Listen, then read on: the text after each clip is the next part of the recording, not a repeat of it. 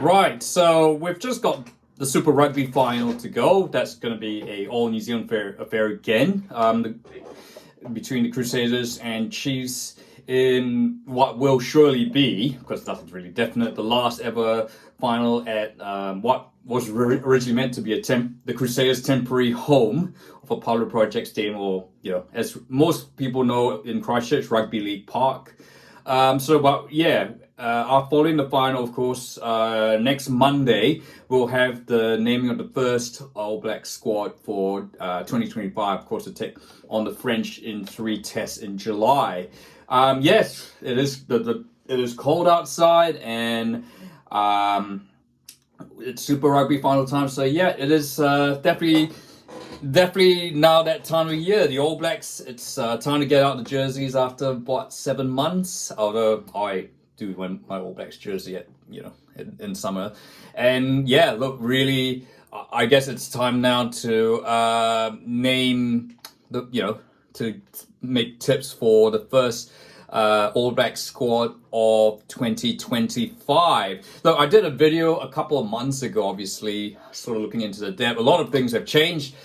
I should admit, yes, at the time, this was a complete accident. I left out Anton Leonard-Brown, which is completely remiss of me. I sort of, as you know, I had some time off doing videos, and yeah, that was a bit of a mistake. Although, as it turned out, it transpired, it was perhaps a bit of future gazing, because, of course, as we know, Anton Leonard-Brown, along with Sam Derry, they're unavailable for selection, certainly for this July side. We don't really have a time frame as to when those guys will return, but yeah, so certainly you can rule out Anton Leonard-Brown and Sam Derry. But I guess the good thing is that we do have some players who are returning from injury to take their place. So yeah, look, this squad of mine is probably not going to be much dissimilar to what I did, and probably not going to be much different from what most people take. So here we go.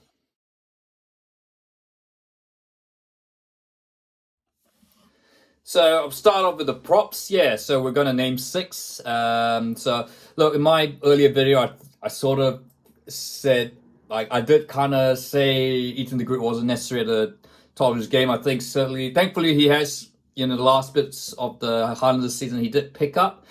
Is that going to be enough to make him put him in the starting lineup? Only time will tell. I guess we shall have to see what the coaches think. So Ethan de Groot, along with my current first choice, I think that still remains. So Tamaiti Williams, your Tyrell Lomax on the other side of the scrum.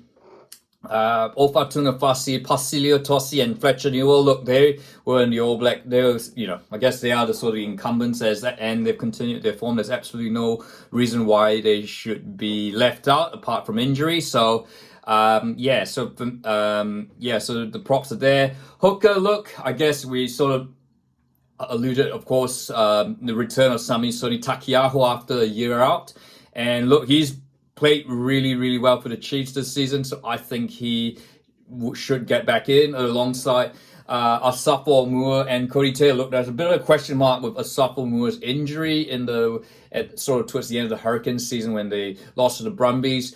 There's no indications that Aumua is going to miss the France series. But only time will tell. So we'll watch this space. I guess though, if Aumua is not available, maybe you look at someone like George Bell, who was on the tour last year. So, but at this stage, I'm going with Cody Taylor, Asafo Aumua, and Taukeiaho as the 3 hookers, and it'll always be 3 hookers in a squad of 35. Locks, I've gone for 5. That's, I think, look, if you are going to make the most of the numbers, you're always going to have more forwards, particularly locks, props, and hookers.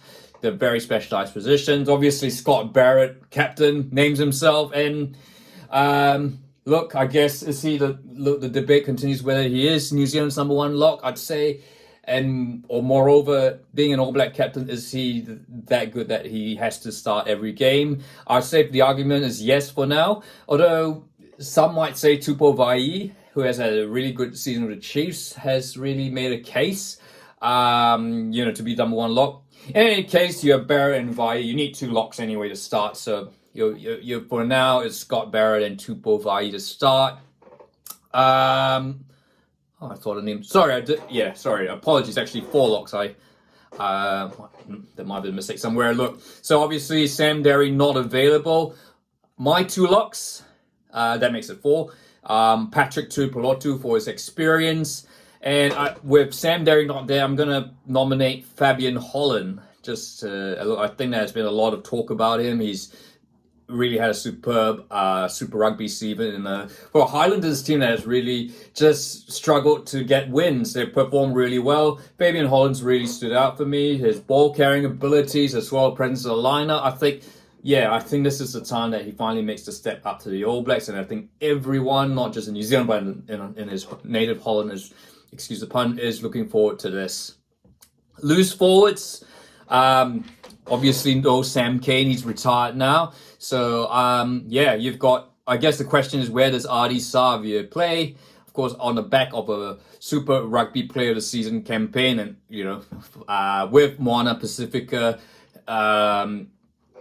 Look, I guess obviously Sam Cane's not being there. Does Ardie Savea fill the 7, or do you have someone like Luke Jacobson fill in there? So for me, I guess Blackadder, Savea, Wallace Sititi is in. He's come back much faster than expected, and is has done enough for me that he should be in that side.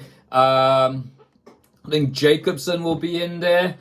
Peter Lakai for the Canes. It's going to be a toss-up between Sami Penny-Finau and Dalton Papali'i, some say, even Hoskins Tutu. I'm just going to put Sami Penny-Finau just simply because the All Black selectors seem to rate him. And there's some questions about his discipline, but physically and carrying the ball, he's one of the best. And I think it's a matter of I don't think he's played that bad. He's played pretty well all season. And is definitely a player worth developing alongside the likes of Peter Lakai. And then I guess Jacobson, of course, could he slot in at 7 so that, I guess would Sititi come with the bench, Savea? We shall see, but certainly a wealth of options there.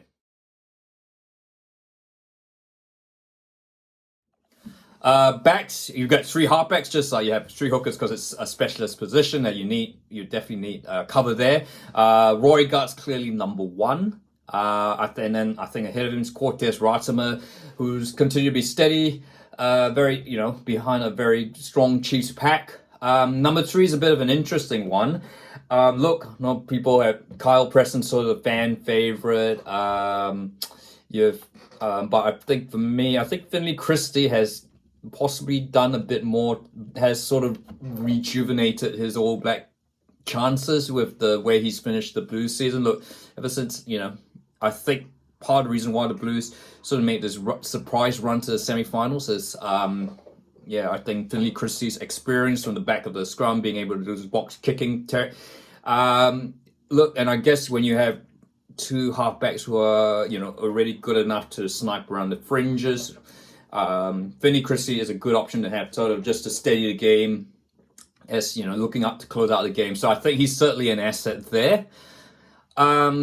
First 5s, you can't look any beyond Damien McKenzie and Beauden Barrett. For me, I think I'm going to pick Damien McKenzie just over Barrett. Just I kind of feel the way McKenzie is playing, does seem to be able to run the back line a bit better than Beauden Barrett at this stage. So, now, I guess you can, it's still a number, but Ruben Love, I think he will, whether he's picked as an outside back or first 5, but I think he will certainly be in there. Of course, he started taking, running the reins for the Canes at number 10.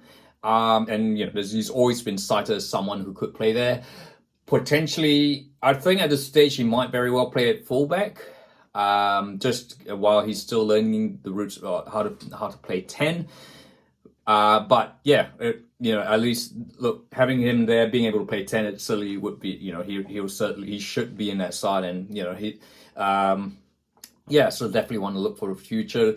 Jordie Barrett, of course, fresh off winning the UFC title with Leinster and scoring great try there. He will be in the side, that's no doubt about it, alongside Rieko Ioane, despite the countless number of people on social media who don't really rate him. And yeah, look, much as I'm a Highlands fan, I think it's going to be Barrett, Ioane, Havili. David Havili, I think, you know, he has, you know, really stepped up this season for the Crusaders, and Quinn Tupaea would be my other option.